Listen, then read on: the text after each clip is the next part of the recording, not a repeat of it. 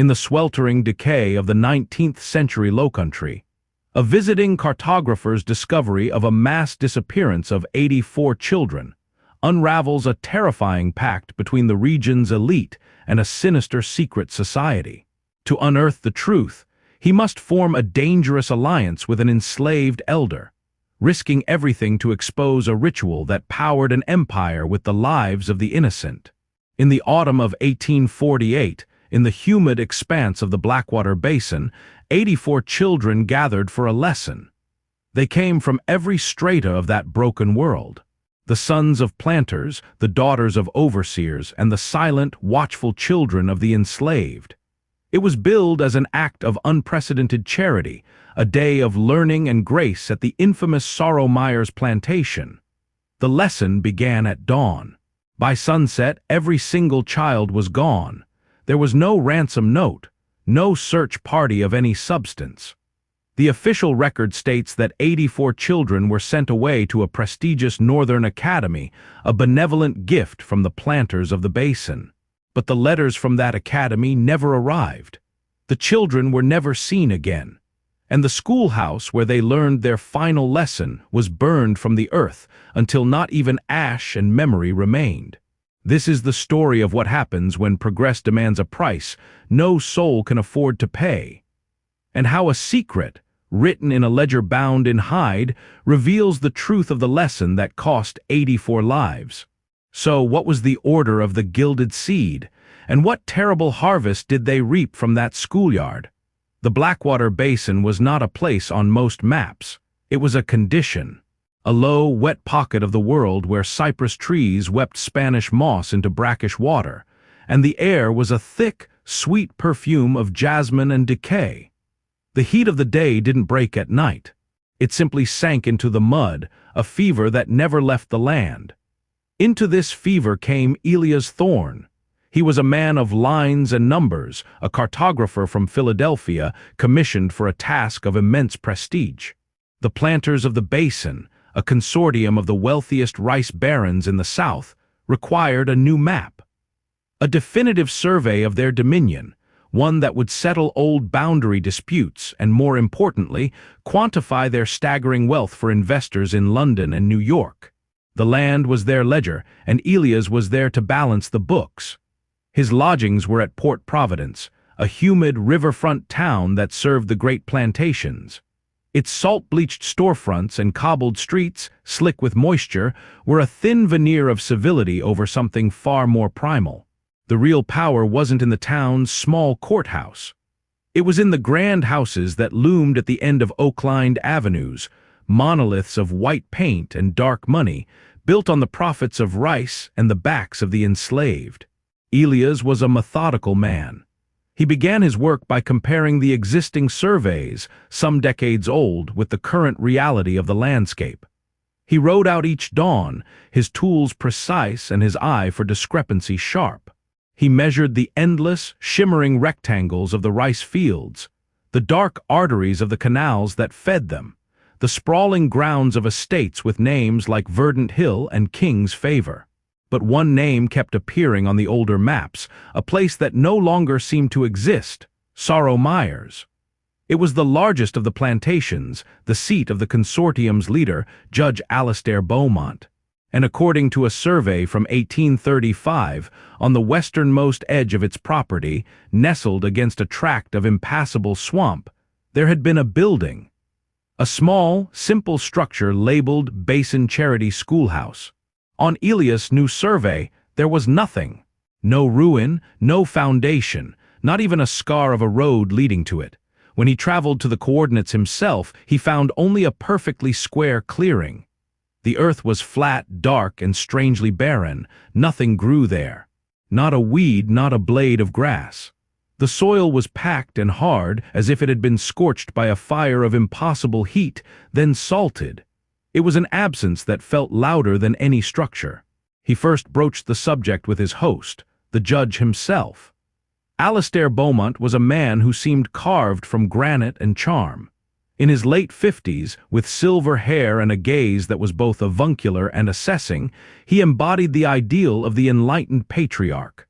He spoke of progress, of scientific farming, of his duty to the less fortunate. He received Elias in his library, a room paneled in dark cypress, smelling of leather and old paper. The schoolhouse? Beaumont smiled, a patient, knowing expression.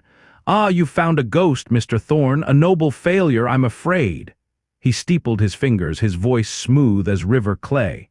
A tragic fire, you see, years ago. A stray spark from the kitchens. We were fortunate no one was harmed. Elias consulted his notes. The incident isn't marked in the county records. A fire that size, I would have expected some mention. Beaumont's smile did not falter, but something in his eyes cooled. We are a private people, Mr. Thorne. We handle our own affairs. The loss was considerable. We found it best to move on. He gestured to a framed charter on the wall, its calligraphy ornate. Besides, we found a more permanent solution for the children's education. A far better one. Elias looked at the charter.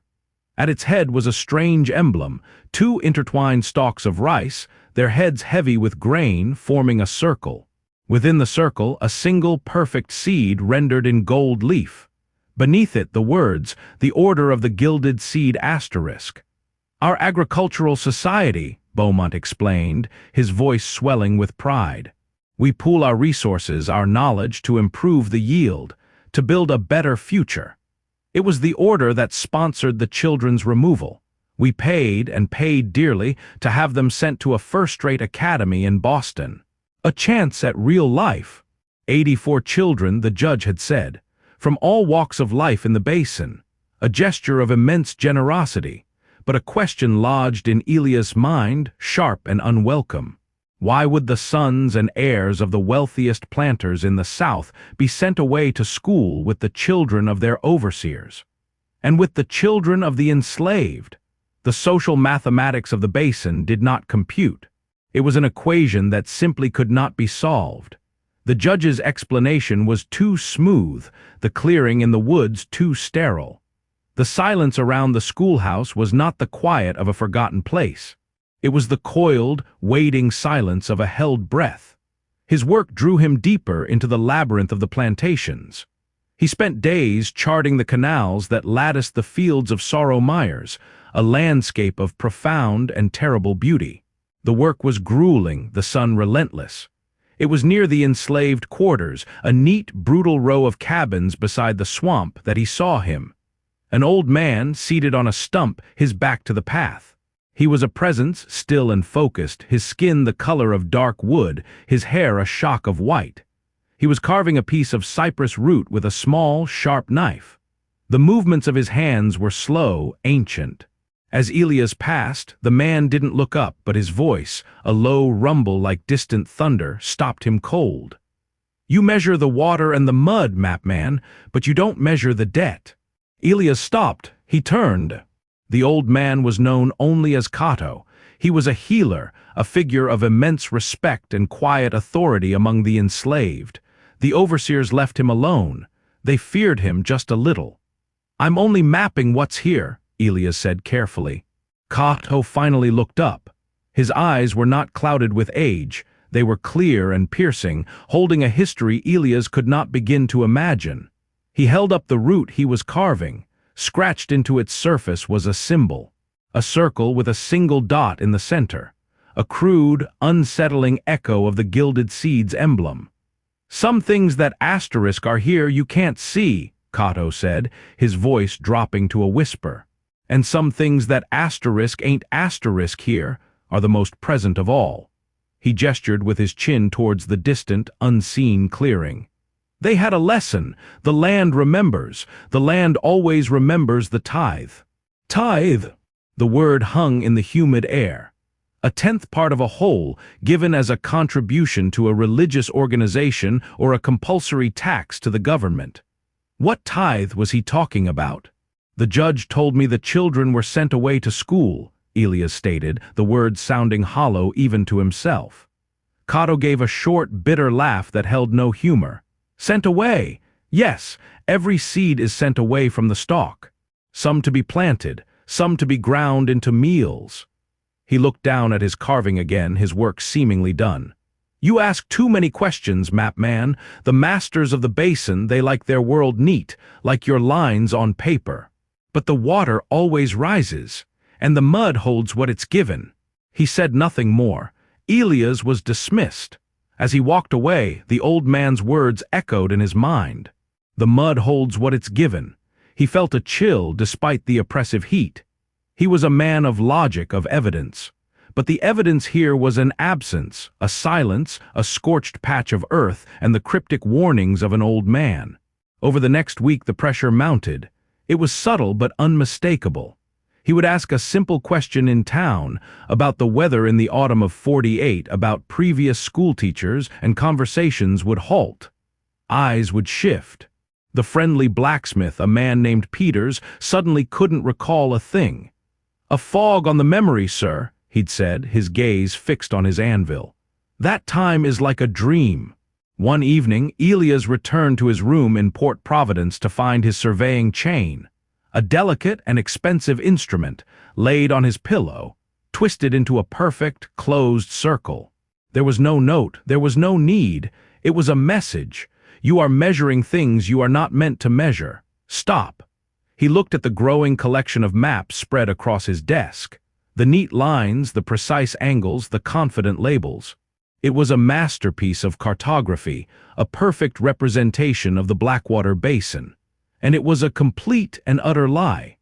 The map showed property lines, but not the lines of fear that governed every interaction. It showed elevation, but not the crushing weight of the system that powered it. And it showed a blank, empty space where a schoolhouse once stood, a void that was beginning to feel less like an omission and more like a grave. He realized with a jolt of cold dread that Judge Beaumont had not hired him to map the basin as it was. He had been hired to create a new reality, to draw a beautiful, clean line over a dark and terrible truth, to draft the official story in ink and paper, sanctified by the authority of his science. He was not a map maker, he was an accomplice, and Cato's words came back to him. "The debt." He looked at the symbol Cato had carved. The circle, the seed, an emblem of prosperity for the masters in the great house. But what did it mean for the 84 children who had gathered for a lesson and vanished from the world? What was the true nature of the gilded seed? And what, in God's name, was the harvest? He knew then that he could not simply walk away. To complete the map as commissioned would be to participate in the crime. To investigate further was to step into a darkness from which he might not return. He locked his door. He unrolled a fresh sheet of paper, but this time he did not draw the lines of the landscape. He began to chart the absences, the whispers, the lies. He was drawing a different kind of map now, a map of a mystery. The decision to act hardened Elias Thorne's resolve. He was a man adrift in a sea of unspoken rules and veiled threats, and he needed an anchor. He needed a guide who understood the treacherous currents of the Blackwater Basin. He needed Cato. Returning to Sorrow Myers was a risk.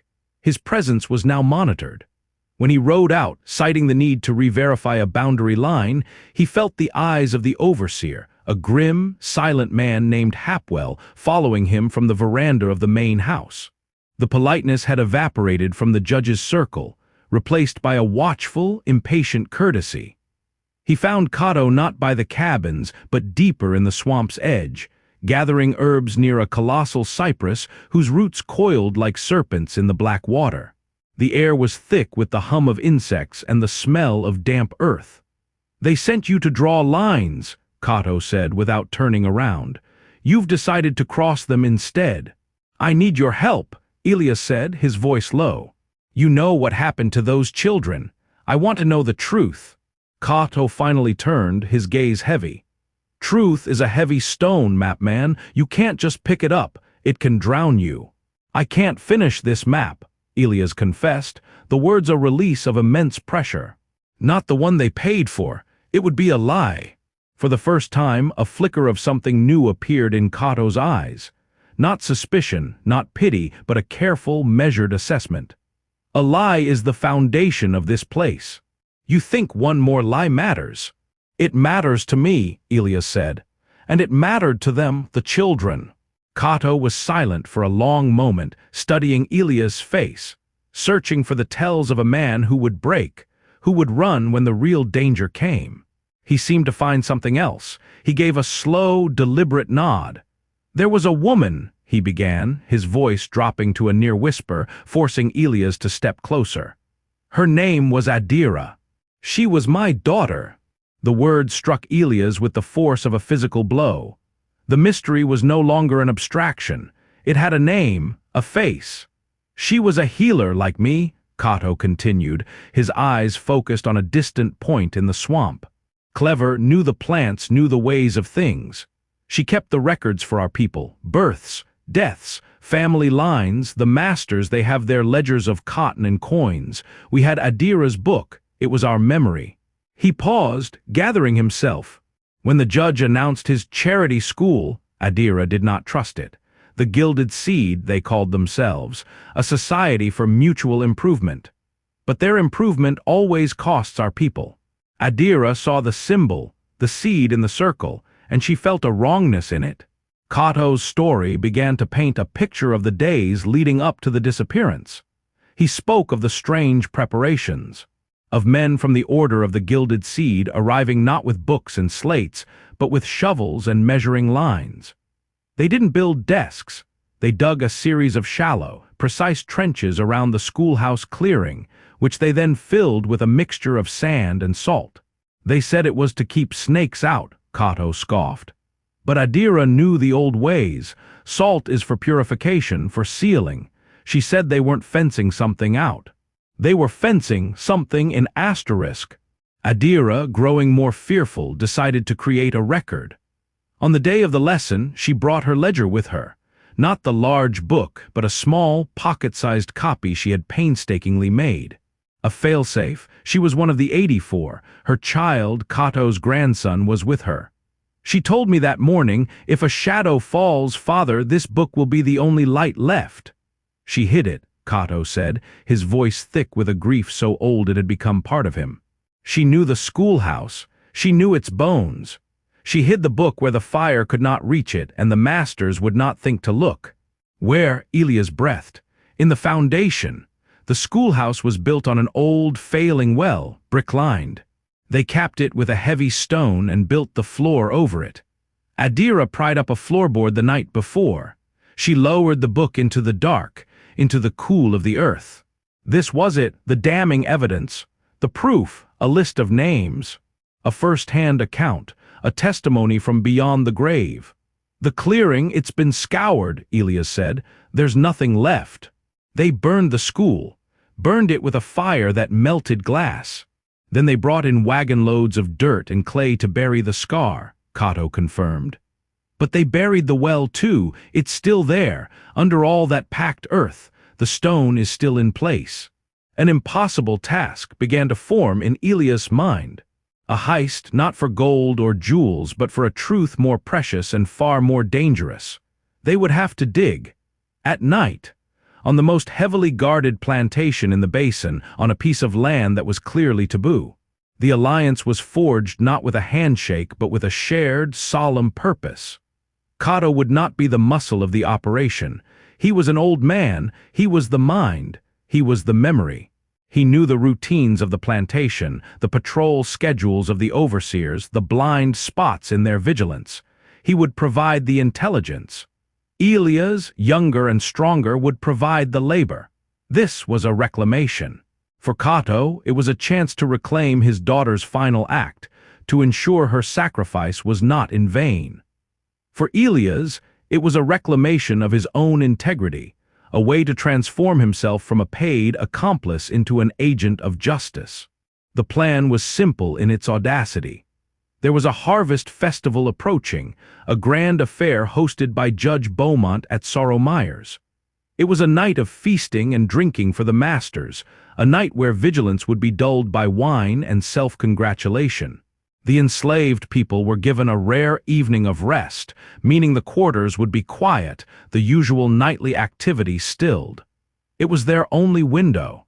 In the days leading up to the festival, Elias prepared. He used his surveying work as a cover, making frequent trips near the forbidden clearing. He wasn't mapping the land anymore, he was mapping the enemy. He noted the patrol paths, the time it took for a rider to make a circuit. He sketched the layout of the area from memory, marking sightlines, cover, and potential escape routes. He procured a sturdy shovel and a pry bar from the blacksmith in Port Providence, hiding them in his surveying case. Cato, for his part, prepared in his own way. He gathered a small, trusted circle among the enslaved, a strong young field hand named Samuel, whose brother had been among the children, and an older woman, Esther, who had been Adira's closest friend. Their role was not to dig, that was too risky. Their role was to create a diversion, a small, contained fire in a distant drying shed, one that would be blamed on a stray spark. It would draw the overseers and any alert masters away from the clearing for a precious, critical hour. The night of the festival arrived, heavy and starless. The air from the main house dripped with the sounds of laughter and orchestral music, a discordant symphony against the cricket song of the swamp. Elias, dressed in dark work clothes, met Cato at the edge of the woods. The old man handed him a small bundle. Inside was a piece of dried meat, a flask of water, and a small, tightly wrapped packet of herbs. "For your strength," Cato said, "and this," he held up a small, dark cloth. "When you find the book, wrap it in this. It has been touched by sorrow, it must be shielded." Elias nodded, his heart hammering against his ribs. This was no longer about lines on paper. This was about unearthing the dead. He moved through the woods, a ghost in the humid darkness. The sounds of the party faded behind him, replaced by the whispering trees and the gulping sounds of the swamp. He reached the edge of the clearing. It was even more unnerving at night. A perfect dead square under the black sky, a wound on the face of the earth. He waited. Time stretched, each second a small eternity. He listened for the signal. Then he saw it, a flicker of orange against the horizon far to the south. The diversion. Shouts echoed faintly in the distance, the sound of a horse galloping hard. It had begun. Elias stepped into the clearing. The ground was hard, unyielding. He took out his shovel and struck the earth. The sound was a dull thud, shockingly loud in the silence. He froze, listening. Nothing. He struck it again and again, his movements becoming frantic, desperate. The soil was like stone. It was a mix of clay and sand, packed down with methodical, brutal efficiency. Sweat poured down his face, stinging his eyes. His muscles screamed. This wasn't just digging, it was an act of archaeological warfare against a conspiracy. He was not just fighting against soil, but against the sheer force of will that had buried this secret. He imagined the judge and his men, standing in this very spot, watching as the evidence of their crime was entombed. He had to find the well cap. Cato had described its approximate location, the center of the northern third of the square. Pacing it out, Elias focused his efforts there. He dug, his shovel scraping against something hard, not a rock, a line. He cleared the dirt away frantically, uncovering the edge of a brick. The well lining. His heart surged. He dug wider, faster, the shouts from the distant fire, a ticking clock in his mind. He uncovered more bricks, tracing the circular pattern of the well's mouth. And then his shovel hit the center with a solid, resonant clank. The capstone. A huge, flat slab of granite, at least 4 feet across, set flush with the brick lip of the well. He jammed the pry bar into the thin space between the stone and the brick. He threw his entire weight onto it. The bar groaned. The stone didn't move. It was sealed tight, mortared by time and dirt. He tried again, grunting with the effort, his knuckles raw. Nothing. Despair began to creep in. The fire wouldn't burn forever. The overseers would return. He was out of time. He leaned against the shovel, gasping for breath, the stench of the sterile soil filling his nostrils. Then he remembered Cato's words. She knew its bones. Adira wouldn't have hidden it somewhere that couldn't be accessed. There had to be a trick. He ran his fingers along the edge of the capstone, feeling for a weakness, a chip, a flaw. On the north-facing edge, his fingers found it, a small, triangular notch, barely an inch deep, carved into the stone. It was almost invisible, filled with dirt.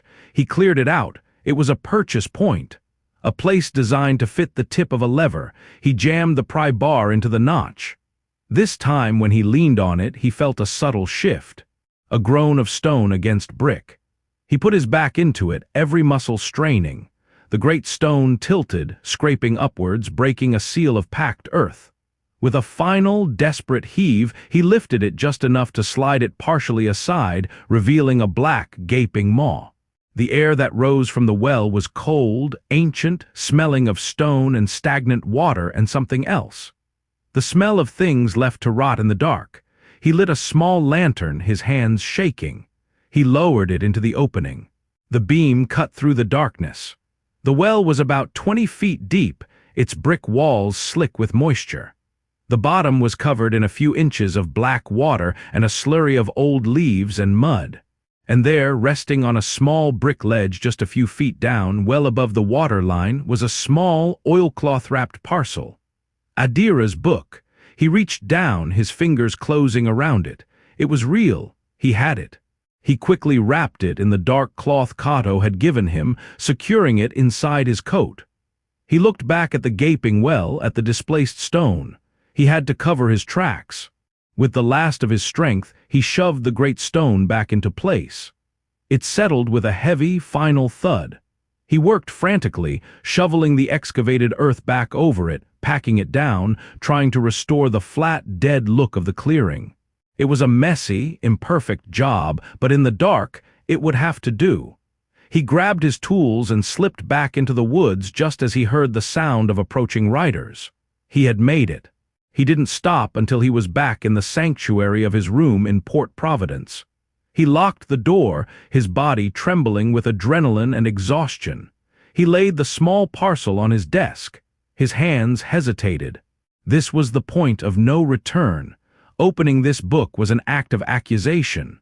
Slowly, he unwrapped the dark outer cloth provided by Cato. Then he peeled away the layers of oilskin, stiff with age. Inside was a small ledger no bigger than his hand. Its cover was plain, worn leather. Its pages were filled with a neat, elegant script. He opened it to the first page. It was a list of names, not 84, 87. 3 more than the official story. At the top of the page, Adira had written a title, not students of the charity school. She had written, "The Tithe for the Seed." He turned the page. It was not just a list of names. It was a record. Next to each child's name was their age, their parentage, and a single, chilling notation. For the planter's children, first son, second son, first daughter.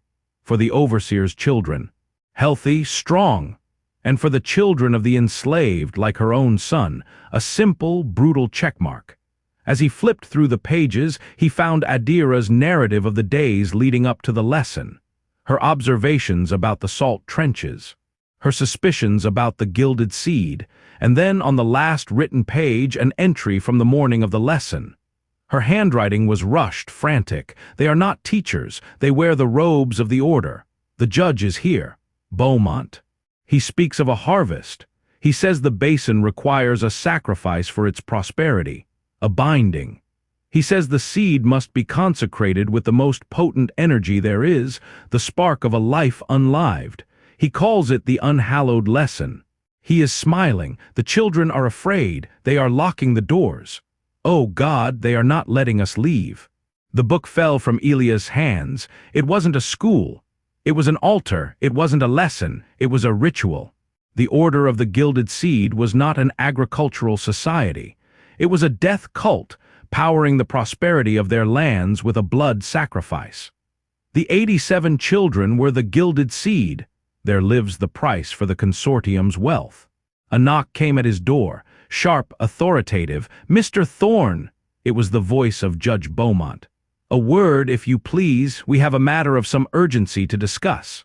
Elias looked from the door to the small, damning book on his desk. He was no longer a map maker. He was the sole keeper of a truth that could burn the entire Blackwater basin to the ground.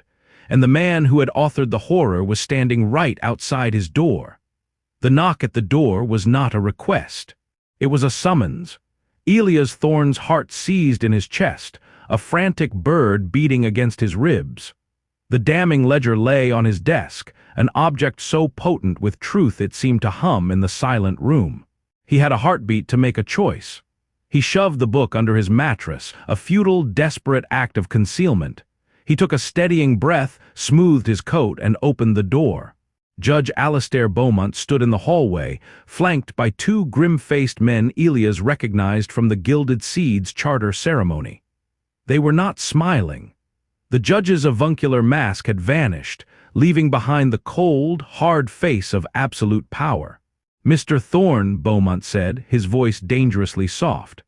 "A late hour for a walk, especially in such barren country." It was not a question, it was an accusation. The half-repaired scar in the clearing had been found. The diversion, the digging, they knew, or they suspected enough. "I was verifying my measurements, Judge," Elias said, his own voice sounding foreign and thin. The moonlight was adequate. Beaumont's eyes, chips of gray flint, bored into him. "My overseer is of the opinion that you were not measuring, but digging. He is a man of little imagination, but he is rarely wrong about such things. May we come in?" Again, not a request. Elias had no choice but to step aside.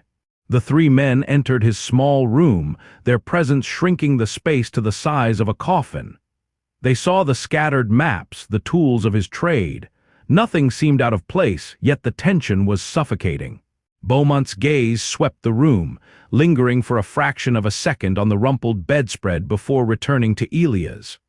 "There are forces at work in the basin, Mr. Thorne, that is a man of lines and numbers cannot possibly comprehend," the judge began, circling the room like a predator. "This is a land of appetites. The soil itself is hungry. It demands a price for the wealth it gives up. For generations the rice was thin, the yields poor. The basin was dying." He stopped in front of the window, looking out into the oppressive dark. "The order of the Gilded Seed found a better way, an older way. We learned to feed the land, to give it a sacrifice of unparalleled value in exchange for its bounty. A tithe, you might call it." "Cato's word." The judge said it with a chilling reverence. "We do not offer it a goat or a chicken, Mr. Thorne, we offer it potential. The bright, burning spark of a life just begun, multiplied, concentrated. It is a terrible, sacred transaction. And it has made us kings." The confession was so bald, so devoid of shame, it left Elias speechless. This was not a man who feared discovery. This was a man explaining the mechanics of his universe. "That schoolhouse," Beaumont continued, turning back to face him, "was a holy place. A crucible. We gathered the best of what we had. The promise of our own heirs, the strength of our servants, the vigor of the enslaved. A perfect, balanced offering. And in return, the basin has given us unprecedented harvests. Wealth beyond imagining, a golden age bought and paid for." He took a step closer, his voice dropping to a conspiratorial whisper. "You have disturbed consecrated ground. You have touched things you should not have. Now you have a choice, a very simple one." He laid a heavy purse on the desk. The clink of the coin was obscene in the charged silence. "This is twice your commission. A bonus for your excellent and discreet work. You will finish your map. You will erase the memory of that fallow ground. You will document the basin as we have made it, prosperous, orderly, and clean. You will burn your preliminary notes. And you will leave on the morning tide, telling no one what you have learned. You will become a wealthy man, and you will live a long life." The ultimatum hung in the air. The alternative was unspoken, but Elias could feel it in the cold watchfulness of the judge's men. "And if I refuse?" Elias asked, his voice shaking but clear. The judge's expression was one of profound disappointment, as if scolding a child who had broken a precious vase. "Then you will become part of the land yourself, Mr. Thorne. Another small, forgotten debt paid to the soil. No one will ever find you. Your name will simply cease." He gestured to the purse. "You have until dawn to make your choice." "We will be waiting." The men turned and left, closing the door behind them with a soft, final click. Elias stood, trembling, the cold sweat of terror on his skin. He was trapped. There was no law to appeal to. Beaumont asterisk was the law. There was no escape. The roads, the river, the order controlled it all. He could take the money and run. He could live. But the faces of 87 children, catalogued and condemned in Adira's ledger, rose in his mind. To accept the purse was to become one of them, to become a party to the ritual. His silence would be the ink that signed their death warrant anew every single year. He pulled the ledger from under his mattress. He looked at Adira's neat, defiant script. She knew the risk asterisk, he thought. She had faced this same terror, and she had chosen to act, to bear witness. Her courage, reaching across time from a cold, dark well, gave him a sliver of his own. He could not fight them with force. He could not outrun them. But he was a map maker, a man of systems, of information. And they had made a mistake. They had told him their secret. They had explained the mechanics of their horror, and he had their scripture. An idea began to form, a plan born of pure desperation. It was a suicidal gambit, but it was the only one he had. He could not save himself, perhaps, but he could destroy their religion. He went to his desk and pulled out not the grand, commissioned map, but dozens of smaller sheets of paper. All night he worked. With frantic, precise energy, he began to copy the contents of Adira's ledger. He copied the list of names, the parentage, the chilling notations. He copied her final, terrified entry. But he did more than that. He was a cartographer. He added a map. A precise diagram of the Sorrow Myers plantation, with the location of the schoolhouse clearing marked with a stark black square. He added the judge's own words, the terrible confession he had just heard. "We offer it potential, a terrible, sacred transaction." He copied it again, and again, creating dozens of identical pamphlets. Each one was a concentrated dose of the poison that ran beneath the Blackwater Basin. Each one was a testament, a weapon, a seed of truth. As dawn approached, he knew he couldn't distribute them himself. He would be dead before he reached the town square. He needed a messenger. He needed a revolt from an unexpected quarter. He looked at the list of names. First son, second son, first daughter. The judge and his conspirators had not just sacrificed the children of the powerless. In their arrogance, in their belief that their offering had to be of the highest quality, they had sacrificed their own. Their heirs, their legacy. And who was left? The second and third sons, the overlooked daughters, the relatives who had been passed over. The people who lived in the shadow of the great houses, who had been told their nieces and nephews and cousins had been sent away to a fine school, but who, in their hearts, must have felt the cold dread of a lie.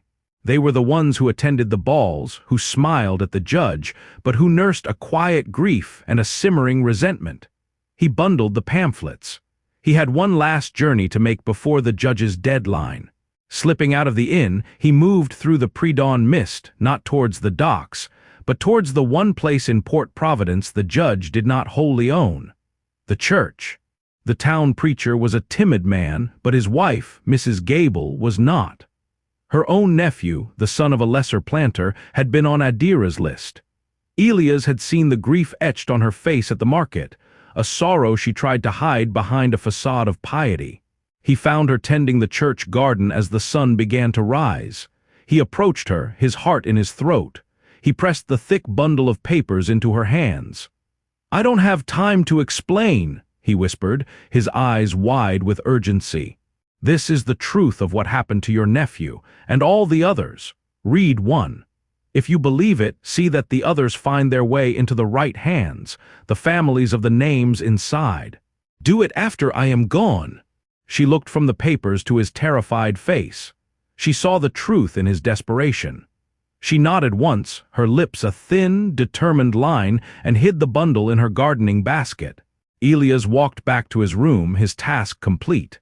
He felt a strange, light-headed calm. He sat at his desk and waited. He looked at the original ledger, Adira's book. He could not let the order find it. He could not let it be destroyed. When the heavy footsteps stopped outside his door once more, he was ready. "Have you made your choice, Mr. Thorne?" the judge's voice called. "I have," Elias replied. He did not open the door. Instead, he walked to the fireplace, struck a match, and touched the flame to the corner of Adira's ledger. The dry paper caught instantly. He watched as the names turned to black ash, the ink dissolving into smoke. He was not destroying the truth. He was releasing it. He had already planted the seeds. Now he was burning the master copy, ensuring the judge could never possess it, could never control it. It was his final act of defiance. The door splintered open. Judge Beaumont stood there, his face contorted in a mask of fury as he saw the last page of the ledger crumble into ash in the fire. He understood instantly what Elias had done. He had not just refused the deal, he had unmade the world. "You fool," the judge hissed, his voice trembling with rage. "You absolute fool." Elias looked at him, the smoke curling between them. "The tithe is due, Judge." The judge's men surged forward. Elias Thorne was never seen again. His name was struck from the records of Port Providence. His commission was reassigned. He became, as the judge had promised, part of the land. Another secret the mud was forced to hold, but the seeds of his work had been sown. Mrs. Gable, her heart broken and her spirit ignited with a righteous fury, read the pamphlet. Then she began her quiet crusade. A copy left in a collection plate. Another slipped into a hymnal belonging to a Beaumont cousin, one left on the doorstep of a planter whose 2 sons had vanished. The poison spread. At first it was whispers, then quiet, frantic meetings. The grief that had been suppressed for years now had a voice, a text, a target. The second sons and overlooked relatives, the ones who had inherited nothing but sorrow, now had a scripture of rebellion. They realized the golden age they lived in was built not just on the bones of the enslaved, but on the bones of their own kin. The Order of the Gilded Seed had not accounted for this. They had prepared for an attack from below, from the oppressed. They never imagined the revolt would come from within their own houses. The confrontation was not a battle with swords and guns. It was a palace coup, silent and brutal. At the next meeting of the order, Judge Beaumont found himself facing not his loyal acolytes, but a jury of his betrayed peers. The evidence was irrefutable. His own words, transcribed by Elias, were read aloud. The names of the sacrificed children were spoken, one by one. There was no trial. The judgment was swift and final. Beaumont and the inner circle, the architects of the unhallowed lesson, simply disappeared. The official story was a boating accident on the river, a sudden squall, a tragic loss. The basin was accustomed to such convenient tragedies. The cover-up was immediate and absolute, but its purpose was different. It was not to protect the guilty, for they were already gone. It was to protect the survivors, to protect the entire economic and social structure of the basin from collapsing under the weight of this monstrous truth. The new leaders, the second sons and grieving cousins who now held the reins of power, could not afford to let the full story out. They were complicit in their wealth, even if they had not been complicit in the ritual. So they sealed the truth. The Order of the Gilded Seed was formally disbanded, its records burned for a second time. The fallow clearing at Sorrow Myers was plowed over and planted with a grove of live oaks, a living monument that told no tales. The story of the 87 children sent to a northern academy became official, unassailable doctrine. The terrible engine that powered the basin's prosperity was shut down, and slowly, imperceptibly, the land began to change. The rice yields, year by year, began to shrink. The vibrant green of the fields faded to a duller shade. The golden age tarnished. The soil, no longer fed its terrible tithe, grew weary and stingy. The debt was coming due. But the story did not die. It couldn't. It went underground, sinking into the folklore of the basin.